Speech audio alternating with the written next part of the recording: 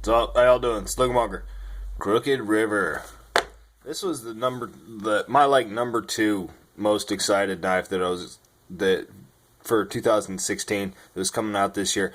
I am a big oh man, Benchmade does not do enough clip point blade designs.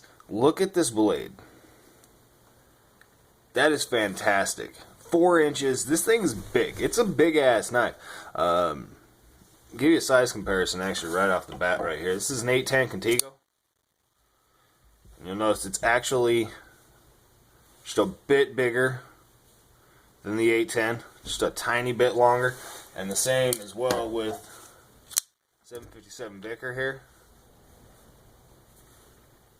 Just a fraction longer. I mean, to give you an idea, I actually think this is probably the longest knife in the Benchmade lineup, but I always use the word beefy to describe larger knives, you know what I mean? And that does not apply with this knife. This knife is big. It's definitely a larger knife, but it's very streamlined. It's very slender. The blade profile, it's got a fat blade profile, but due to that, that clip point, it's got a great penetration ability. It's just a very streamlined knife. It reminds me of the Buck 110 Folding Hunter, which is a knife I honestly should have.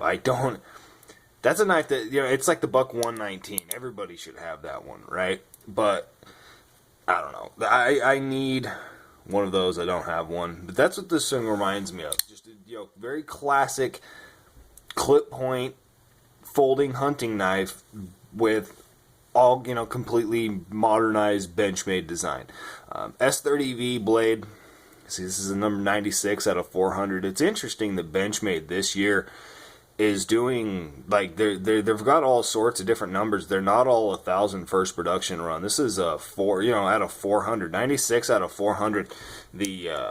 That folding Alaskan Ulu they have in the store as well, and that was only a 300. They have number 100 of 300 on that one, which I'm probably going to wind up picking up just to have it, But yeah, so it's interesting that how there's only 400 of these first production run. That pivot is great, except for the fact that it doesn't sit flush. You see, due to that contour, I do love the angles of this. Though you notice it swells in the center and tapers on both sides.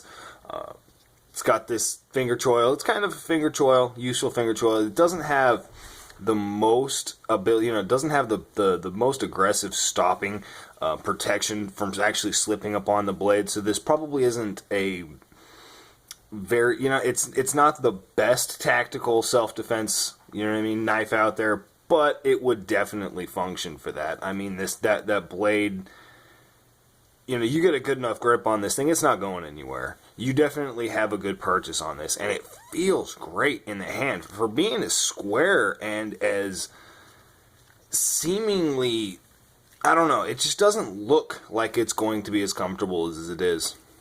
Pick this thing up, you know what I mean? If you're interested in it, but you're like, oh no, I don't want to do that, hold it at least, because it's very skeletonized. I don't know if you're able to see in there. It's got an excellent weight. It's got a great balance. It feels really good in the hand. It is very smooth. There's no jimping. There's no texture per se.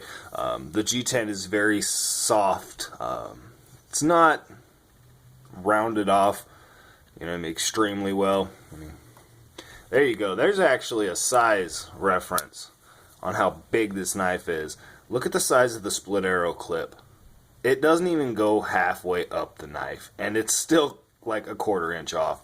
I love the way that they did the lanyard hole. That is a big plus, in my opinion. It just adds a little bit of fun, almost. It's just a little bit of flair. It's oblong, and then they've actually milled out the recess. You see that? And that backspacer goes all the way around it. So it gives just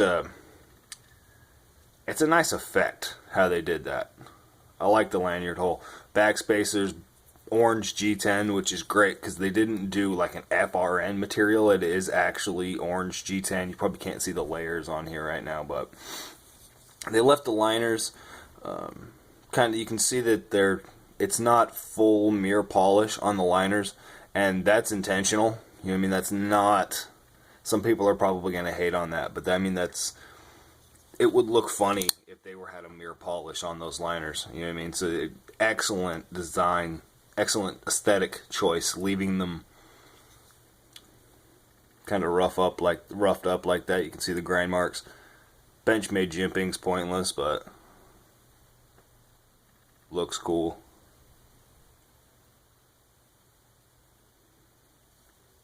Crooked River. I don't know why. I wonder why they named it that. I wonder where they get a lot of their names. The next one that I'm actually most excited about is the 119 Arvensis. That's the one I'm really waiting for, man. Shane Siebert buoy from Benchmade. It's got a 6-inch 154 cm blade. Man, I want that knife so bad. But this one is pretty freaking sick, man. Benchmade's nailing it this year. I think this one's going to do really good. For being as big of a knife as it is, it's in that same bracket as the 940. You know what I mean? The 940 is a very long knife, but it's very slender, you know? This definitely isn't as slender. You know, it's nowhere near as slender as the 940, but it's still on, you know, it's in that same field. I don't actually have a 940 or a 943. I want a 943, because that's another clip point blade that Benchmade does that it's just... Benchmade does a great clip point, but they don't do enough of them.